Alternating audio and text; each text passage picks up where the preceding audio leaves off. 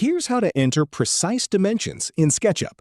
When you draw a shape, like a rectangle, click to start and move your mouse. Do not click to finish yet. Instead, just type your dimensions directly from your keyboard. For example, type 5 foot, 5 foot, and press Enter to create a 5 by 5 foot rectangle. If you do not add the foot symbol, SketchUp will default to inches. For feet in inches, type 5 foot 6, 5 foot 6 for 5 feet 6 inches. For fractions, type 5 foot 10 space 3/4 for 5 feet 10 and 3/4 inches. As long as you have not clicked another tool or orbited after placing the shape, you can keep retyping new dimensions and the shape will update instantly.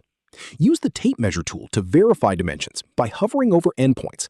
Make sure you see the ++ sign to confirm you are in measuring mode. If this helped you out, hit that subscribe button for more straight-to-the-point tutorials on step-by-click.